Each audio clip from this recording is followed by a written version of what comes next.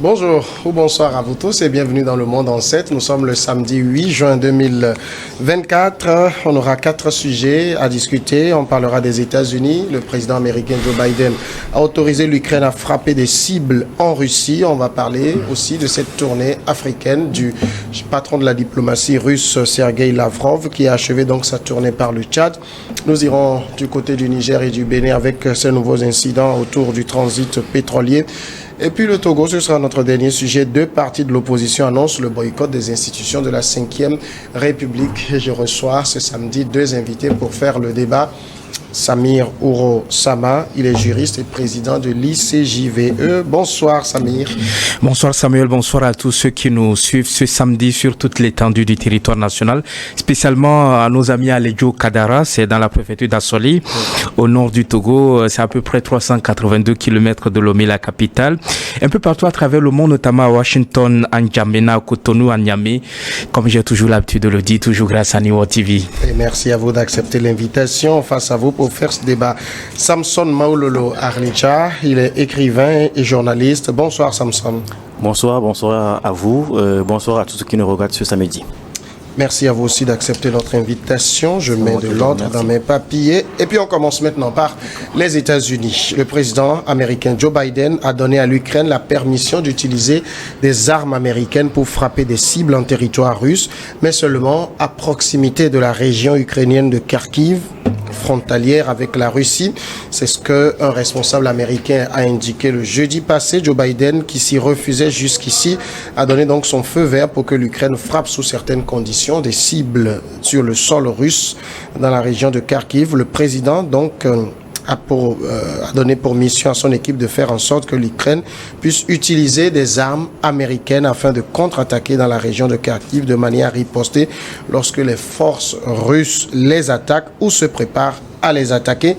Samson, est-ce que cette autorisation donnée par le président américain est en train de marquer une sorte de tournant dans ce conflit ? Oui, tout d'abord, c'est une confirmation d'une information qui circulait il y a de cela plusieurs jours déjà, qui disait que Anthony Blinken était plutôt favorable à l'utilisation de ces armes sur le sol russe. Et c'est ce qui vient confirmer cette information. Et cette information précise quand même que cela ne concerne que les armes qui ne pourront pas atteindre le cœur de la Russie. C'est-à-dire que les missiles de type ATA-CMS qui vont pouvoir aller jusqu'à 300 km à l'intérieur des territoires russes ne sont toujours pas autorisés à être utilisés par l'Ukraine dans cette guerre. Mais ça marque un tournant parce que depuis plus d'1 an, les États-Unis se sont toujours refusés à cautionner l'usage de leurs armes sur le sol russe. Et ça marque un tournant fortement négatif selon moi. Parce que la réaction de la Russie ne s'est pas fait entendre. Vladimir Poutine a dit qu'il allait livrer des armes aux pays alliés de la Russie qui pouvaient attaquer les alliés de l'Occident si cela continuait.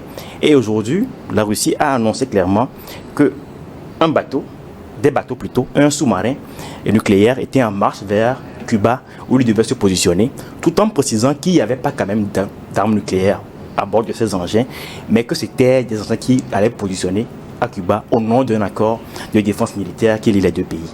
Donc pour moi, cette décision marque un tournant vraiment négatif. Je pense que l'heure n'est pas à la surenchère dans cette guerre-là, parce que au final, ce sont les populations mondiales, notamment africaines, qui payent les pots cassés. Oui. Samir Ouro-Sama, lorsque les États-Unis donnent l'autorisation à l'Ukraine de frapper des cibles en Russie avec les armes américaines, dans le fond, qu'est-ce que ça signifie? Est-ce que ça signifie que les États-Unis sont en train de, j'ai envie de dire de façon indirecte, parce qu'on sait que c'est aussi une guerre de puissance par procuration. Est-ce que les États-Unis sont en train de mettre pied dans cette guerre? Je pense qu'ils sont dans une logique parce que si vous analysez un peu la situation, vous vous rendez compte que depuis le début de ce conflit-là, les Occidentaux sont clairs. Il est inadmissible qu'on laisse la Russie gagner cette guerre-là.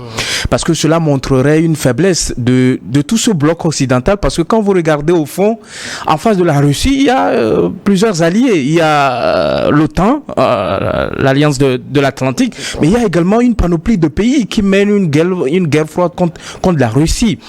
Donc c'est en quelque sorte, je vais dire, un élément qui montre qu'on est rentré dans une autre phase de la guerre qui oppose la Russie face à l'Ukraine, parce que par rapport à ce qui a été fourni à la Russie depuis le début, avec l'aide militaire, avec les financements d'ici par là, on s'est rendu compte que face à l'Ukraine, il y avait vraiment une Russie qui constitue en quelque sorte une puissance militaire au plan international. Donc les États-Unis se sont rendus compte qu'en réalité, pour pouvoir faire du mal à la Russie, il fallait frapper le territoire russe. Parce que quand vous regardez un peu également, depuis le début de cette guerre, où est-ce qu'on dénomme des dégâts matériels, des dégâts humains? C'est en Ukraine. Ouais. La population russe vit dans une paix, je peux dire ça, dans une paix qu'on peut dire semblant, mais en réalité, ils vaquent librement à leur occupation, ils vont à l'école, les entreprises tournent. Pendant ce temps, il y a de milliers de personnes qui se déplacent par jour sur le continent européen. Donc, il y a des exilés ukrainiens qui quittent chaque jour le territoire ukrainien. Donc, les entreprises ne marchent plus. L'agriculture, qui constitue un élément important au niveau de l'économie de ce pays-là aussi, ne marche véritablement pas. Mais on s'est rendu compte que si on laisse cette guerre-là aller dans ce sens-là, où c'est véritablement dans un sens unique qui a des frappes, c'est-à-dire que c'est la Russie qui frappe quand ça lui plaît le territoire ukrainien, on risque véritablement de faire perdurer la guerre. Donc il faut déclencher la nouvelle étape qui consiste véritablement à ce que l'Ukraine, en réalité, l'Ukraine face à la Russie ne pèse pas véritablement. Ce sont les Occidentaux qui mènent la guerre depuis le début face à la Russie. Ça leur permet de tester les récentes inventions militaires. Donc ça leur permet également d'attaquer véritablement le territoire russe avec les dernières inventions qu'ils ont mis en place, et peut-être qu'ils se disent que cela va peut-être changer le rapport de force, et cela permettra à ce que la Russie revienne véritablement à la table de négociation pour voir dans quelle mesure il faudrait parler paix véritablement. Est-ce que vous pensez que cette nouvelle étape que les Américains sont en train de franchir peut faire infléchir la position russe et les amener à des discussions? D'abord, il faudrait préciser que la Russie n'a jamais refusé de négocier. Le pays qui a refusé de négocier, c'est l'Ukraine. Et c'est la Russie qui n'a jamais été invitée au soi-disant sommet pour le dialogue et pour la paix en Ukraine. Et je pense que cette nouvelle décision de Joe Biden va avoir l'effet inverse. C'est plutôt une décision qui va durcir le camp russe. Et il faut remarquer quelque chose. Quand les États-Unis sont partis faire la guerre en Ukraine, on a vu combien de jours la guerre a fait et les dégâts matériels qui ont été constatés. Ils ont pu prendre le pays en une semaine. Si la Russie voulait prendre l'Ukraine avec les mêmes méthodes que les Américains, je pense que la guerre en Ukraine serait finie depuis longtemps. Les Russes avancent plus méthodiquement parce qu'ils veulent quand même, ils ne veulent pas forcément détruire, mais ils veulent conquérir au fait. Donc la méthode, la militaire qu'ils utilisent en Ukraine est très différente, et il faut aussi le soulever. Maintenant, selon moi, cette guerre, il faudrait qu'on arrête la logique de on va pouvoir battre la Russie. Ce n'est pas, selon moi, réaliste. C'est pas réaliste selon moi. Il faudrait qu'à un moment donné, l'Occident se remette en question, qu'elle puisse accepter négocier avec la Russie, et qu'elle puisse lui donner non seulement les garanties, mais aussi accepter que c'est les territoires que la Russie occupe aujourd'hui en Ukraine. Les médias occidentaux disent que ce sont des territoires russophones. Mais c'est un terme assez manipulateur, parce que c'est quoi un territoire évéphone, par exemple? C'est un territoire où vivent des évêques. Mais quand on ne veut pas parler directement, dire que ce sont des évêques qui vivent là-bas, on dira que c'est un territoire évéphone, en fait. C'est des Russes qui vivent là-bas et qui se sentent chez eux maintenant, qui sont en Russie. Ils vont partir de la Russie. Et la Russie a déjà commencé par reconstruire les villes qui étaient détruites au début de la guerre. Il faut aussi le dire. Donc cette logique-là de vaincre la Russie n'est pas réaliste. Et il faut aussi que l'Occident arrête de se voir comme le camp du bien. L'Occident n'est pas le camp du bien. Quand des pays comme Cuba ont voulu se socialiser un tout petit peu, on a vu les sanctions très violentes qui ont été prises contre ces pays et qui ont sapé tous leurs efforts de développement économique. Aujourd'hui, on nous dit que c'est un exemple de l'échec du socialisme. Non, c'est l'exemple de la capacité de nuisance des sanctions américaines plutôt. Quand le Venezuela de Chavez a voulu faire la même chose, on a vu ce que le pays est devenu. Les sanctions économiques ont complètement ruiné ce pays aujourd'hui. Donc, quand la Russie se dit, personne d'entre nous ne dira qu'un pays a le droit d'agresser un autre. Non, je pense que nous le savons. Mais la Russie se trouve dans son droit, selon moi, de vouloir protéger aussi son espace vital. Et l'Ukraine est un pays très important pour le peuple russe et pour l'ancienne URSS. Et je pense qu'à un moment donné, il faudrait que l'OTAN accepte de ne pas s'implanter en Ukraine et accepte aussi que les territoires russes qui sont retournés dans la Confédération russe sont perdus et que l'Ukraine aussi soit plus réaliste. De toute façon, c'était le terme des accords qui avaient été signés entre les deux pays, c'est que l'OTAN ne devait pas étendre ses bases jusqu'en territoire ukrainien, sinon la Russie aurait l'OTAN directement à ses frontières. Est-ce qu'aujourd'hui, nous assistons à une escalade dans ce conflit? Plus qu'une escalade, parce que quand vous regardez un peu par le passé, vous verrez que la Russie a commencé les manœuvres dans cette région. Ce n'est pas aujourd'hui que cela a commencé. À l'époque, je pense que les Occidentaux ont été beaucoup plus passifs. Et ils ont laissé la Russie annexer la Crimée sans dire aucun mot. C'est-à-dire que Vladimir Poutine s'est levé un beau matin, il s'est dit que il sentait que une partie du territoire russe se trouvait au niveau de l'Ukraine. Donc il a mis en œuvre un certain nombre de stratégies pour pouvoir annexer la Crimée, sans toutefois que les Occidentaux disent mot véritablement. Mais on sait véritablement dans cette partie donc de l'Europe comment les choses s'organisent. Vous avez vu comment Vladimir Poutine a remporté les élections au Lemay, véritablement. Donc les conditions de transparence, d'équité, les conditions idoines pour aller véritablement à un scrutin transparent ne sont pas la plupart du temps revenus dans cette partie donc de l'Europe. Ce que je voudrais dire, c'est que face à ce passé assez reluisant, les Occidentaux se sont dit qu'en réalité, s'ils laissent la Russie étendre son hégémonie, étendre sa puissance au niveau de cette partie, il courait un danger véritablement. C'est pourquoi dans ce conflit-là, c'est beaucoup plus un conflit stratégique, un conflit de positionnement qui se joue. La Russie et l'Ukraine payent ce qu'on appelle les pots cassés, véritablement des ambitions des Occidentaux et de la Russie. Parce que quand vous regardez, qu'est-ce que la Russie veut véritablement? C'est de pouvoir vivre dans de bonnes conditions, pouvoir avoir de l'influence sur les pays qui l'entourent, notamment comment l'appelle-t-on, les anciens pays de l'URSS, de pouvoir étendre comment l'appelle-t-on, sa domination sur ces pays-là. Sauf que depuis un certain moment, les pays occidentaux, notamment l'Alliance de l'Atlantique, a commencé par avoir de l'intérêt pour ces pays-là. Et ils ont mis en œuvre pour pouvoir chasser l'ancien président ukrainien. Parce que ça, c'est l'œuvre des Occidentaux. Ce sont eux qui sont à la base pour pouvoir positionner quelqu'un qui a une certaine une certaine amitié par rapport à ce qu'ils sont en train de faire au niveau de cette partie donc du monde.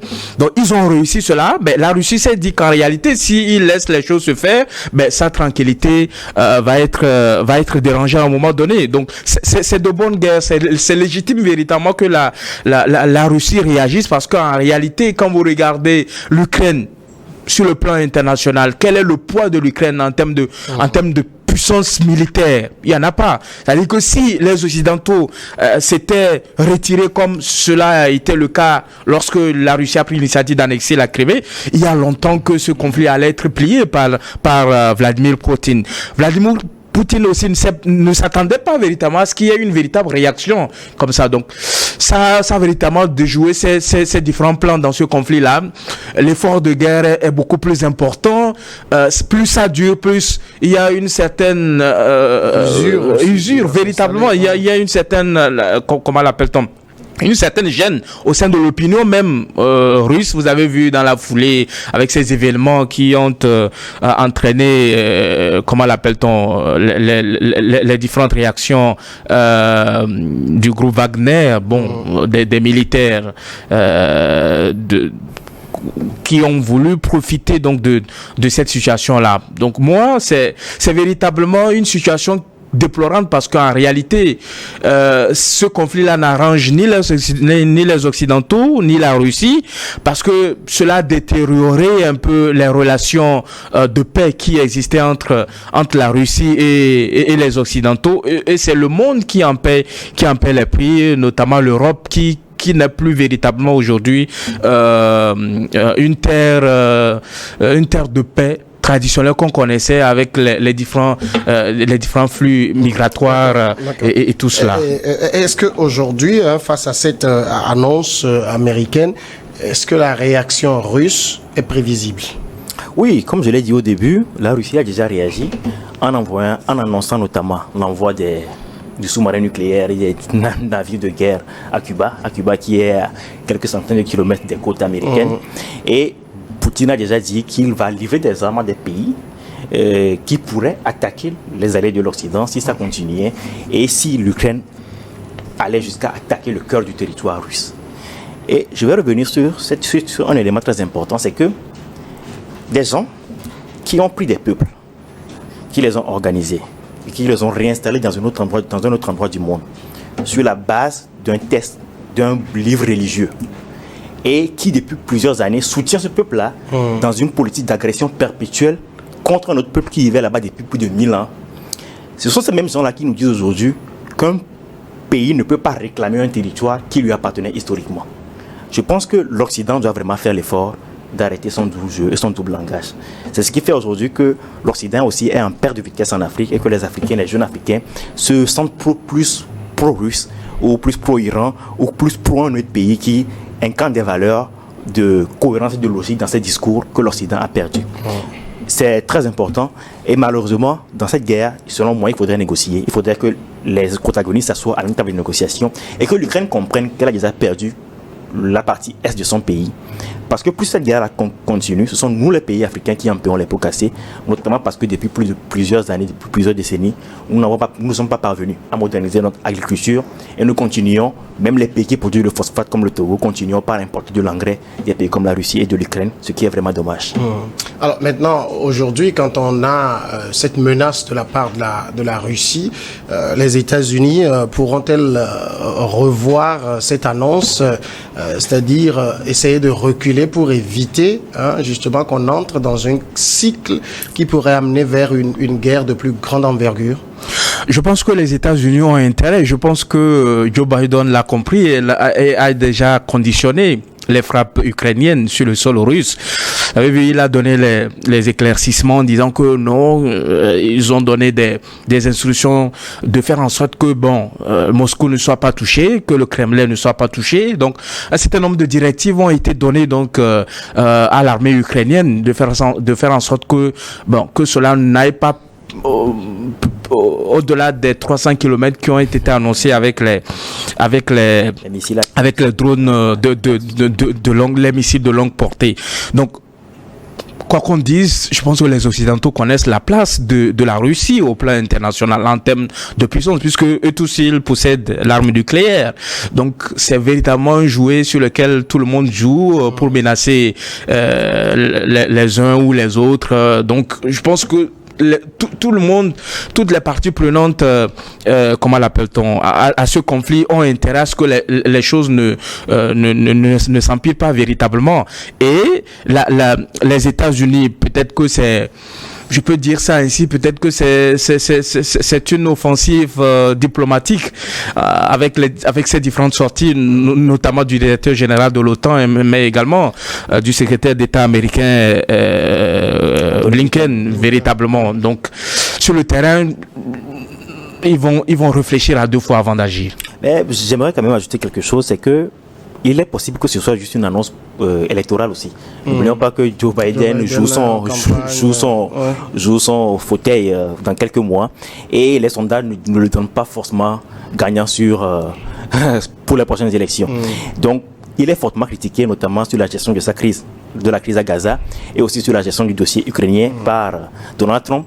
Et si l'Ukraine pouvait avoir quelques victoires significatives sur le terrain, ça pourrait permettre à Joe Biden de remonter dans les sondages. Donc ça pourrait aussi être une annonce électorale. Est-ce qu'aujourd'hui l'opinion américaine est encore favorable à cette guerre dans ce format, tout ce soutien-là? C'est une opinion assez divisée. Il y a aux États-Unis des gens qui pensent qu'il ne faut pas laisser la Russie s'étendre parce que la Russie pour eux c'est encore la menace rouge, c'est encore un pays communiste dans leur imaginaire. Et puis il y a des jeunes qui trouvent assez bizarre qu'on donne autant d'argent à l'Ukraine alors que le pays même a beaucoup de problèmes à résoudre. Donc c'est une opinion assez divisée. Et Joe Biden, face à sa dégringolade dans les sondages, essaie quand même de racler les voix un peu partout. Vous allez voir par exemple les dernières lois sur l'immigration qui sont assez sévères, ce qui est complètement l'antipode de la politique des démocrates aux États-Unis. Et donc, vous voyez, s'il est possible quand même que ce soit des annonces électorales et que finalement rien ne soit concrètement fait jusqu'aux prochaines élections. Et on a aussi, en général, du côté de l'Occident, un changement de position dans ce conflit. La France avait à un moment parlé même de troupes au sol. J'ai envie de demander à quoi veulent jouer les Occidentaux. Non, je pense que la Russie a été claire là-dessus. Toute nation, toute puissance, tout pays qui oserait attaquer la Russie, la Russie va riposter dans l'immédiat. Donc le message est passé. Les Occidentaux n'oseront pas intervenir physiquement sur le sol russe parce qu'ils vont provoquer, comment l'appelle-t-on, l'élargissement du conflit aux autres territoires occidentaux. Mais au-delà, je pense que cette situation n'arrange pas véritablement la Russie, parce que quoi qu'on dise véritablement, quoi qu'on nous fasse croire que l'économie russe se porte très bien, vous savez que la monnaie russe n'a plus de valeur véritablement au plan international. Face au dollar, par exemple, face à l'euro,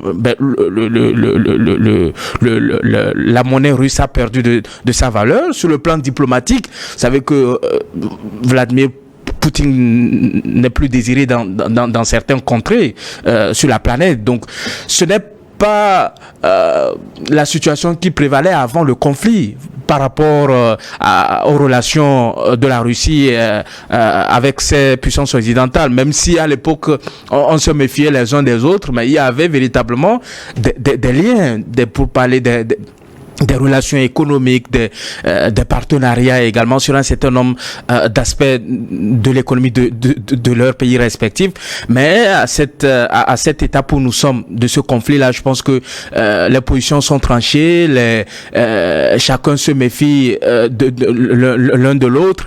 La Russie a montré une certaine disponibilité à œuvrer pour que la paix revienne, sauf que pour les Occidentaux, cela reviendra à reconnaître leur défaite par rapport à la Russie, parce que la Russie sortirait gagnante par rapport à cette situation. Parce qu'au-delà de ce qu'on peut dire, la Russie est arrivée à tenir tête face à cette panoplie de puissance de toute l'OTAN. L'OTAN avec toute la puissance dont elle a à sa disposition, de toute la puissance militaire dont elle a à sa disposition, avec les milliards de dollars, les milliards d'euros qui ont été investis donc dans ce conflit en apportant de l'aide à l'Ukraine, et dire que jusqu'à ce jour, la Russie tient encore, c'est pour dire qu'en réalité, face à ces Occidentaux, il y a une puissance également qui a son mot à dire par rapport à ce qui se passe en Europe. Oui, mais il faut aussi dire que Vladimir Poutine s'est préparé à cette situation depuis son arrivée au pouvoir. Et ce n'est pas sorcier. Quand vous lisez les livres d'un maître à penser de la politique des conservateurs aux États-Unis, Yevgeny Brzezinski, le grand échiquier, il a beaucoup parlé de l'importance de la Pologne et de l'Ukraine comme des territoires que l'OTAN devait conquérir. Et les politiciens russes avaient pris connaissance de ces pensées qui sont très importantes au sein de l'électorat, au sein de la frange conservatrice aux États-Unis. Et Poutine a anticipé. Il s'est bien préparé. Et je pense que Poutine n'est pas aussi isolé qu'on le pense. Il est isolé dans le monde occidental. Mais quand on voit la carte du monde, les territoires qui sont neutres ou qui soutiennent, en guillemets, ou qui considèrent que la posture russe équivaut par exemple à la posture d'un État comme Israël, et que cette posture-là est tout à fait logique, et que la Russie a le droit de se défendre, et représente plus de la moitié de la population humaine. Les pays comme la Chine, les pays comme... Mais la Chine n'a pas pris officiellement position. Les pays comme l'Inde, je dis des pays qui sont neutres, Okay. Et qui soutiennent de façon tacite, au fait, parce que la Chine aussi longe sur Shanghai, il ne faut pas l'oublier, sur Taïwan plutôt, faut pas l'oublier. Donc ça représente quand même plus de la moitié de l'humanité. Donc l'Occident ne représente pas l'humanité. Et je pense aussi que la Russie, qui veut retourner à un monde multipolaire, l'a toujours rappelé, l'Occident n'est pas l'humanité. Malheureusement, les médias occidentaux veulent nous faire souvent croire que l'Occident est l'humanité, ce qui est faux. On passera rapidement au second sujet, puisque ce n'est pas trop loin du premier. Nous parlons maintenant donc de cette tournée du patron de la diplomatie russe, Sergueï Lavrov, qui a terminé. C'était le mercredi 5 juin, sa tournée express en Afrique, la dernière d'une série de visites sur le continent ces dernières années. Au Tchad, la dernière étape, le ministre des Affaires étrangères russe a continué de pointer l'Occident du doigt dans le dossier de la guerre en Ukraine, tout en faisant planer la menace d'un rapprochement avec N'Djamena au détriment de la France. Sergueï Lavrov était donc en Guinée, au Congo, au Burkina Faso, puis au Tchad.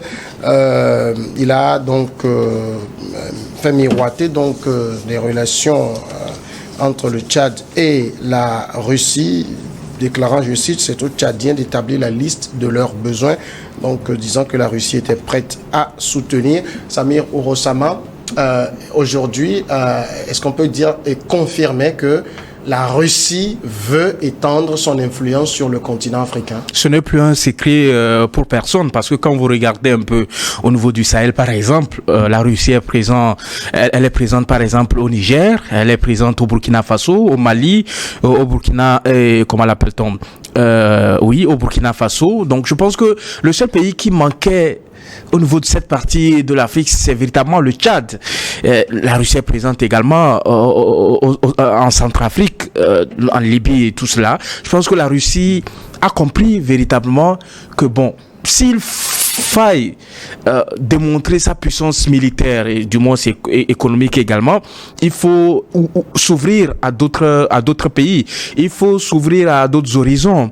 Quoi de plus bon que de se tourner vers l'Afrique où, au cours de ces dernières années, un certain nombre de pays, notamment au niveau de l'Afrique subsaharienne, ont des démêlés avec un certain nombre de puissances occidentales, notamment la France, mais également avec les États-Unis qui ont montré une certaine limite dans la lutte contre l'insécurité, dans la lutte contre le djihadisme et tout cela. Donc la Russie vient en sauveur, parce que la plupart des pays africains voient à la Russie un partenaire idéal qui ne fourre pas ses yeux dans les affaires intérieures, qui n'a pas donné des leçons de démocratie, ouais, des leçons de droits humains et ça, tout cela. Donc c'est vraiment un profil de partenaire idéal pour un certain nombre de pays, pour un certain nombre de pays qui ont connu des coups d'État militaires, dont ces pays ont à leur tête des militaires qui ont une autre manière de voir les choses dans leur pays. Donc je pense que la Russie vient à un moment très important, mais à un moment vraiment où certains pays avaient besoin de se tourner vers d'autres pays.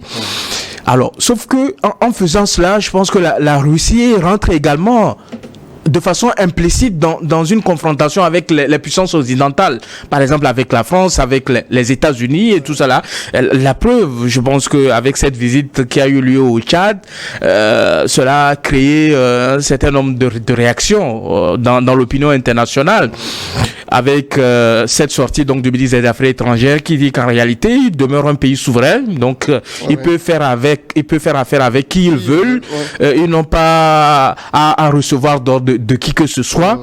Et comme vous le savez, les Français sont très jaloux par rapport à leurs partenaires sur le continent africain. Surtout qu'ils ont un certain nombre de grèves par rapport à la Russie.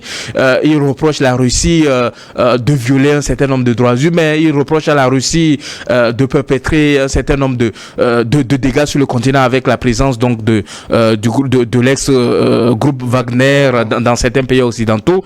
Donc aujourd'hui, moi, je pense que au-delà de ce qu'on peut dire de la présence de la Russie, il faut qu'on s'interroge véritablement. Qu'est-ce qui fait courir autant ces pays occidentaux? Qu'est-ce qui fait courir autant ces puissances-là, ces puissances mondiales sur le continent africain? Qu'est-ce qu'ils recherchent véritablement sur notre continent? Ben, si on arrive à trouver une réponse à cette question-là, je pense qu'on pourrait véritablement s'y prendre, parce que quoi qu'on dise aujourd'hui, la plupart de nos pays, surtout les pays du Sahel aujourd'hui, sont dans une position de faiblesse par rapport à la Russie, parce que la Russie se dit, ben nous vous apportons une réponse adéquate face à l'insécurité qui règne dans votre pays depuis plus de 2 décennies, dont les puissances occidentales ont montré leurs limites, mais en contrepartie, ben, nous allons exploiter vos ressources. C'est ce qui se fait par exemple en Centrafrique. C'est ce qui se fait par exemple au Mali. C'est ce qui se fait bientôt, ce qui se fera bientôt par exemple au Niger. Parce que les Russes ne sont pas de bons Samaritains. Les Russes ne sont pas... je vois la jeunesse africaine sortir, brandir le drapeau russe, crier à ce que la Russie vienne sur le continent. Mais en réalité, on doit faire attention. Parce que la Russie, et cela équivaut... ou cela vaut pour la plupart des pays occidentaux, ils sont animés d'une mentalité de patriotisme. Lorsqu'ils vont dans un pays, ils mettent en œuvre des stratégies nécessaires pour pouvoir empocher ou pouvoir retirer le plus profit possible pour leur nation, ce qui n'est pas encore le cas pour les pays africains. Samson, qu'est-ce qui fait courir Sergueï Lavrov sur le continent? Il y a de cela quelques mois, Sergei Lavrov avait animé une conférence de presse où il avait dit que pour la Russie, la coopération diplomatique, la recherche de partenariat avec l'Occident, c'était fini. Et que le pays comptait maintenant se tourner vers les pays du Sud, notamment l'Afrique et l'Amérique latine. Et maintenant, par rapport à ce que vient de me dire mon co-débatteur, j'aimerais quand même préciser une ou deux choses. La Russie est plus dans une logique d'attrition que dans une logique d'exploitation. La Russie est un territoire immensement riche. Ils ont le pétrole, ils ont la terre rare, ils ont beaucoup de matériaux, de minerais. Ils n'ont pas besoin de venir piller l'Afrique pour pouvoir s'enrichir à leur niveau.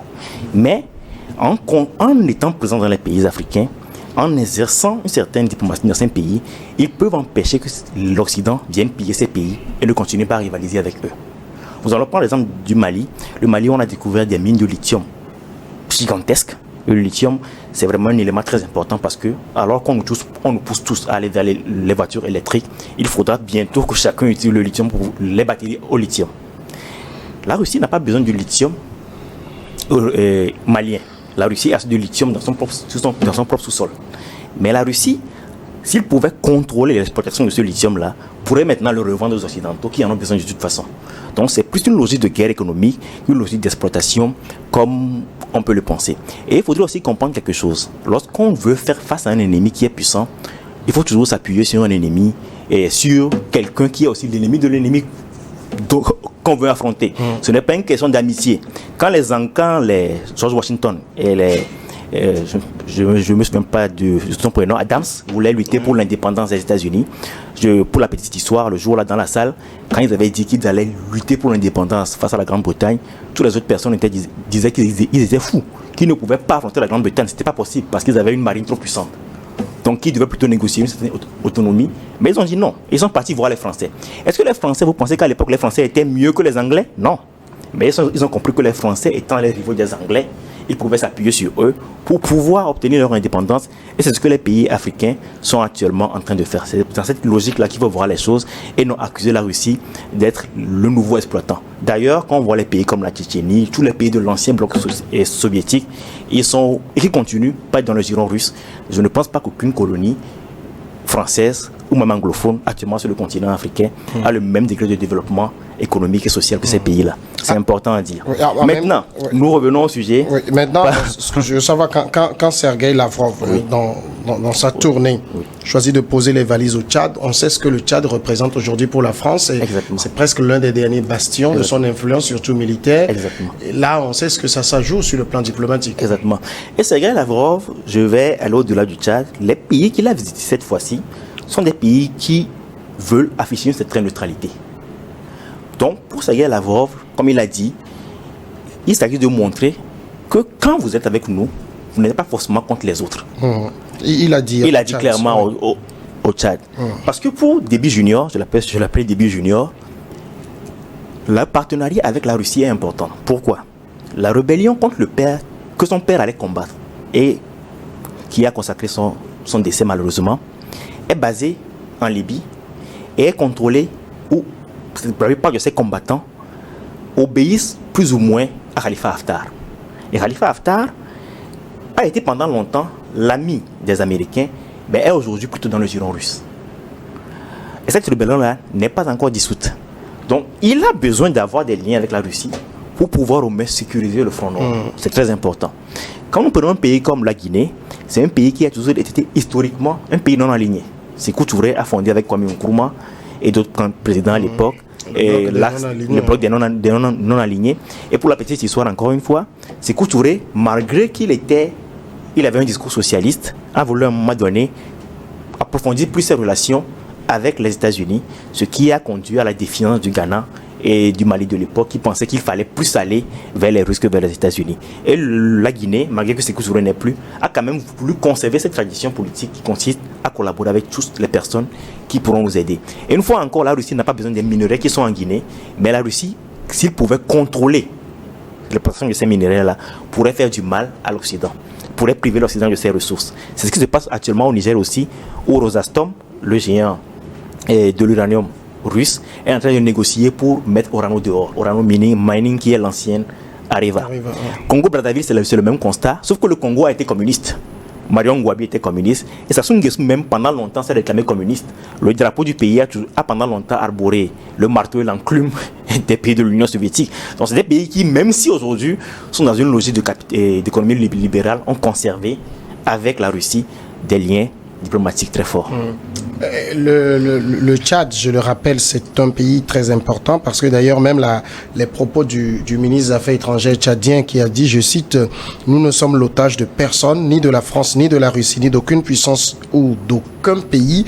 Nous sommes un pays souverain, nous développons des relations avec qui nous voulons et entretenons des relations avec qui nous voulons. » Ces propos ne sont pas passés inaperçus au niveau de la France.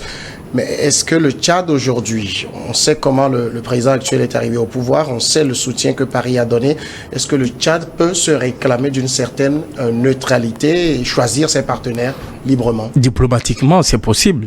Parce qu'au fond, on sait en réalité à quoi ressemblent les relations entre le Tchad et la France dans l'obscurité, à quoi cela ressemble. Même si on veut nous faire croire que il proclame être un pays non aligné, un pays qui réclame sa souveraineté, un pays qui dit être libre de toute relation avec qui que ce soit et tout cela. Tout le monde sait qu'en réalité, le Tchad est un allié important de la France et que sur un certain nombre d'aspects, sur un certain nombre de partenariats, de contrats, la France est privilégiée. Donc, je pense que cette visite donc du ministre des Affaires étrangères russe ne porte aucunement, et ça reste mon analyse, aux intérêts français dans cette localité. Il faut pas oublier également que la Russie est en train de chercher les alliés par rapport à cette hostilité occidentale au niveau de l'Ukraine. La Russie a besoin également d'avoir des pays qui jouent en sa faveur par rapport à ce conflit qui l'oppose au bloc occidental. Alors, moi, je voudrais dire une chose. C'est vrai que les gens peuvent dire que non, la Russie n'est pas à la recherche de telle ou telle chose. Mais ce que nous oublions également, par exemple, quand vous prenez les États-Unis ont une réserve assez importante du pétrole également sur leur territoire. Nous sommes dans un état nous sommes dans un monde où, lorsque vous êtes une puissance, vous avez tendance à aller vous imposer, à créer des bases pour pouvoir contrôler un certain nombre de choses dans l'espace du globe. Donc, en réalité, quand vous avez des États qui développent des bases militaires, et c'est la même chose quand vous prenez les États-Unis qui ont une base militaire au niveau de l'Asie, ce n'est pas pour le plaisir de leurs yeux, c'est pour que leur intérêt, pour que la Russie c'est pour que la Chine, qui est une puissance assez importante, ne puisse pas avoir de l'influence sur un certain nombre de leurs alliés au niveau de cette région-là. Donc, quand vous prenez l'Afrique également, la Russie a besoin véritablement d'affirmer sa puissance. La Russie ne vient pas en aide aux pays africains parce que les pays africains présenteraient donc à la face de la Russie des beaux yeux et tout cela. La Russie est en train de véritablement d'étendre sa puissance. C'est pour dire qu'en réalité, la Russie veut affirmer à la face du monde qu'en réalité, eux aussi, ils sont une grande puissance qui peuvent également contribuer aux côtés des États africains sur le plan militaire, sur le plan économique. Et je pense que le ministre des Affaires étrangères n'a pas caché cela. Il a dit qu'il appartiendrait donc au Tchad donc de lister ses besoins sur le plan économique et sur le plan militaire, parce que eux, ils ont des choses à apporter donc au Tchad. Donc ils ne sont pas là juste pour être là, ils sont là pour faire affaire, pour apporter une réponse à un certain nombre de problèmes, notamment aux problèmes sécuritaires, et en retour, ils vont pouvoir réclamer quelque chose aux pays africains. Est-ce que les Africains sont dupes quant à ça? Ils le savent très bien. Non, ils ne sont pas dupes, sauf que en réalité, la situation a fait que certains pays qui se sont retrouvés au dos un certain nombre de puissances occidentales, notamment la France et les États-Unis, ont vite fait de se tourner vers la Russie.